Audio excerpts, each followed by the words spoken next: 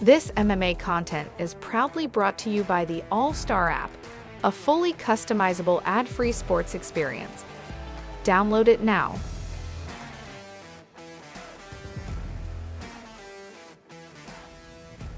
How you been doing, man? How's the last couple weeks been for you? I'm doing really good. Last few weeks have been good. A lot of hard work, but feeling great. Feeling great. Coming off. I was just cornering Tim Elliott, coming off a big win there. So kind of riding that big wave that really helped transfer into my training the last few weeks. I've just been pumped. Feeling that. Yeah, definitely. Yeah, he did get a big win, and a lot of controversy with the win with Tib. But Tib is full of controversy, right? Like that's just him. Yeah. I mean, what are you gonna do? People are talking about him. Exactly, exactly. For yourself, man, you returned April 16th. You're dropping down to 135 for the first time, I believe, since 2015. That's a lot of years ago. What was It was in 16, but yeah, 16. But Yeah, yeah, 16? it's been a while, Yeah, it's been a definitely. while. So, Yeah. what is the reasons behind the decision to go back to bantamweight? I mean, I've always kind of planned on going back to bantamweight. As soon as I got signed and it was like worth the cut, you know what I mean? Like it just takes a diet. It just takes um cutting to 35 like is my job, you know what I mean? Like dieting is my job. Like I have to treat it very seriously when I cut to 35. And before the UFC I just wasn't making the money. um Came in short notice at lightweight. uh Had a huge win there, so I was like, well, fuck it, why cut the extra weight if I don't need to, so took a tough fight at 45. I had a tough fight and decided, yeah, man, let's just go ahead and go down 35. I know I took a short notice fight that was at featherweight, but he was a bantamweight, and I've been working on cutting down to bantamweight anyway. So just all kind of in the plan. This all kind of in the plan. Sorry, that was a really long explanation. No, man, I love to hear it, man. I love the long explanations. That's what I'm here for, man. I'm here for the long ones. And with your run at featherweight, right? You fought like straight up gritty veterans, man. Gritty veterans, at featherweight. It's not Yeah, like you took some guys that were like debuting, and your last fight was at short notice, or was on short notice. definitely. Take us back to that fight week and how you felt, about that performance. My last versus Kelleher. Man, I love short notice fights. It's just kind of what I do. I always stay in the gym. I'm always pretty ready. So I really enjoy it. I feel like there's just so much. There's no pressure. It's short notice. Like I'm just gonna show up and fight a guy in a parking lot, basically. You know what I mean? Except it's on ESPN, and it's awesome now. But yeah, man, I felt really good. Felt really good in that fight. Obviously, no excuses. He beat me. He definitely, saw a couple holes in my game. I think with a couple, maybe a week or so notice, I could have pulled that fight out. Could have changed up a few things. And obviously, just got tired at the end. I mean, it's hard to be ready for a 3-round war on 3 days' notice. But I think I showed a lot of improvements in that fight, and I'm really, really excited and ready to show even more improvements in this fight and actually get the W. Yeah, for sure. And before the Kelleher fight, you were matched up against Marcelo Rojo, and that was supposed to be a Yes, sir. bantamweight fight. You had to Yes, withdraw. sir. What exactly happened in that Yeah. situation? Yeah, yeah, man. I hurt my hand. Like my left hand, my thumb wasn't. I couldn't grip anything. Um, I don't really know what happened. I had like somebody look at like tendonitis. I don't know, whatever. But it took like a month or so, and it was better. But yeah, good to go now. I don't think regular people realize how debilitating a thumb injury can be for a fighter if you can't hold anything, and especially if you're punching somebody and you Well, actually like stub it. that's the thing is I didn't even think about it. I the whole time I don't know, maybe I heard it on a Friday, so I had all weekend to be like, oh, like whatever, it's good, tell myself it's good, and I'm thinking about punching. And so I'm just like hitting. And I'm like, no, man, I'm gonna be fine. And I walk in on Monday, maybe it was Tuesday, and James was like, grab my hand, and I grabbed his hand, and he's like, that's dog shit, and I hadn't even thought about it, So yeah, a thumb will mess everything up. Yeah, definitely, definitely. You've seen people in the past, get thumb injuries and have to pull out, and completely understandable. And especially, when your coach is telling you like, "Hey, that's not something you want to fight Yeah, with. You I gotta take mean, that especially advice." when I rely on chokes a lot. How are you gonna choke anybody if you can't grip anything? Yeah, exactly. Now, you're facing off against Alatengheili. I mean, he has 2 wins, a loss, a draw. He's done everything so far in the UFC in 4 fights. What is your assessment of his run so far in the UFC? Man, I mean, I think he's a game opponent. He's your typical, UFC guy. He's a veteran. He's been around. He's good. He's very good.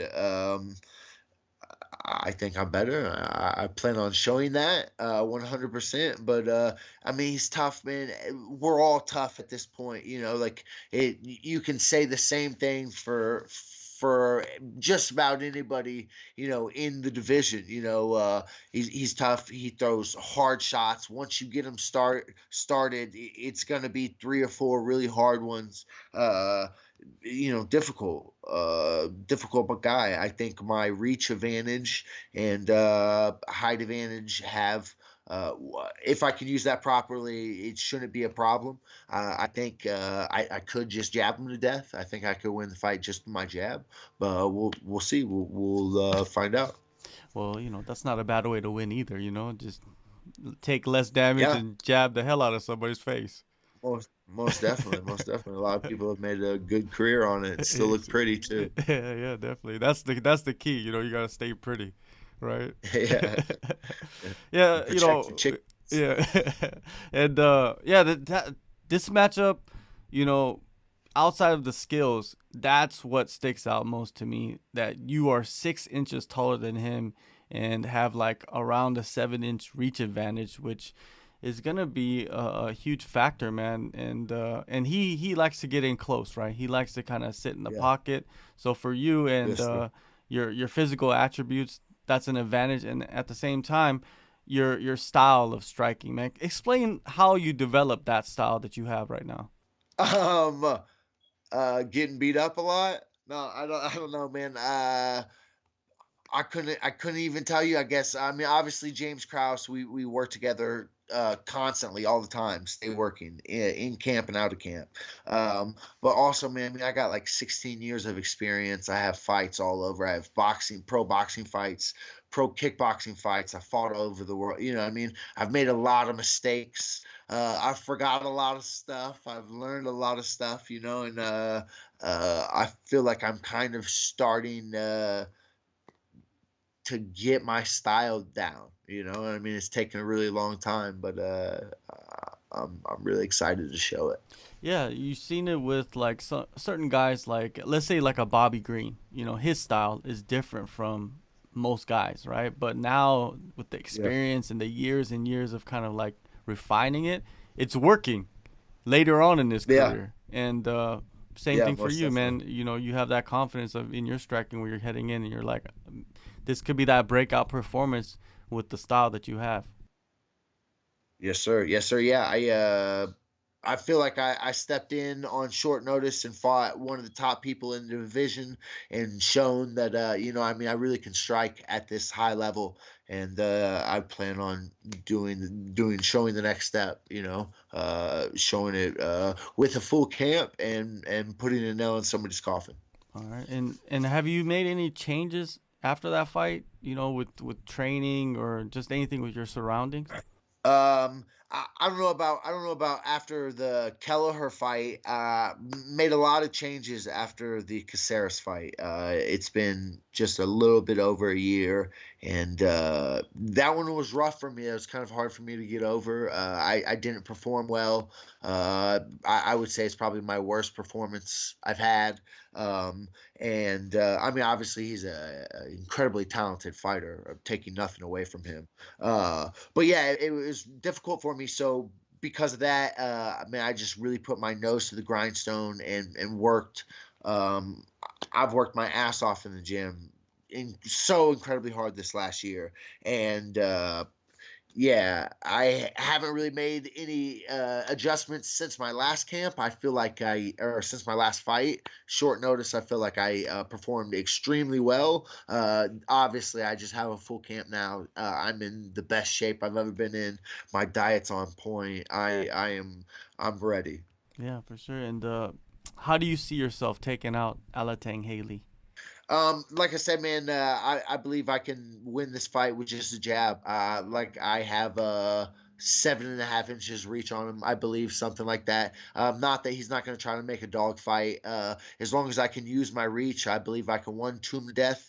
I think I can finish him. I think I can get in close eventually after getting his rhythm down. He's obviously going to want to get in and make it a dog fight, and if I can control the range and keep him out, I believe I can start dapping him up and then kind of take the fight wherever and get a finish maybe in the late second or third. But obviously, I'm going to be really smart and use my range. And I mean, this guy's tough, so I'm going to prepare to just pot shot him, the whole time. I'm not gonna blow my load trying to finish him. I know how tough and durable he is. I'm not coming in expecting an easy fight at all. This guy's a warrior for sure. Yeah, he showed it in that Casey Kenny fight where he took those kicks to the body. Yeah, it was insane. Oh my lord! Yes, yeah. That was a tough fight for sure. Yeah, and man, I just want to get a few more questions in before I let you go. Outside of your fight, the first one, MMA media, man, you have to deal with them. You've been dealing with them for years now. The coverage of the sport sometimes is criticized, right? And is there anything that really like annoys you about how they cover fighters in the media? How the MMA media covers fighters. Uh, I mean, uh, I think that's like a whole bigger like pot of worms there. It's like just the media in general, and like and the even bigger pot of worms there is like humans. We want like quick answers and we want flashy stories, and nothing's really quick. Everything is multiple layers. We want everything to be black and white. It's a really gray world. You know what I mean? So like it's easy. It's easy for somebody to just make up some ridiculous thing so people will click on it. I mean, yeah, I think the media could do a lot more work.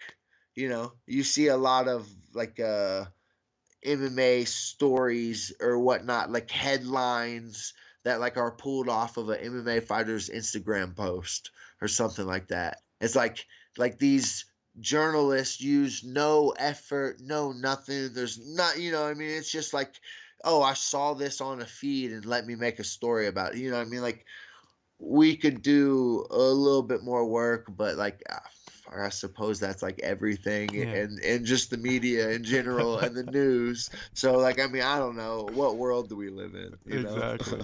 The internet messed everything up, man. The internet, they messed Yeah, everything up. We got to go back to yeah, it newspapers. definitely yeah. Yeah, it definitely showed some problems, that's Yeah. for sure. When the media deals with fighters, and I feel like when you deal with fighters, it's different than dealing with like a basketball player or a football player or, a baseball player. What is some advice do you Yeah. think you could give like a media member, like some do's and don'ts of dealing with fighters?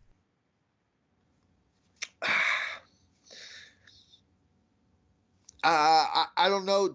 When you said that, that just made me think of a Nate Diaz quote where he's like something like, I'm paraphrasing here, but something along the lines of like people are talking about like what's bad for the sports. Like we fight in a cage, and like you gotta remember that like yeah, we are entertainment, whatever, like celebrities or whatever. I mean, I don't think I'm a celebrity at all, but I mean, we are like personalities or whatever you want to call us. But like when it comes down to it, like I'm still a fighter, kind of with anger issues, and I have my problems. I've learned to like deal with them and everything, but like I'm still kind of a psycho. I fight in a cage. You know what I mean? Like, and I feel like maybe sometimes people forget that. You know? Yeah, yeah, I think so too. Well, man, we love you, man, for fighting in the cage, man, every day, all day. So doesn't matter. April Heck yeah. 16th, man, you're back in the cage, Let's and go. a hell of a matchup too. You know, you're back at Yes, sir. bantamweight. It's so many interesting Yes. storylines heading into this fight, Kevin. I love it. Thank you so much for the time. Yeah, of course, man. I appreciate being on here. Thank you.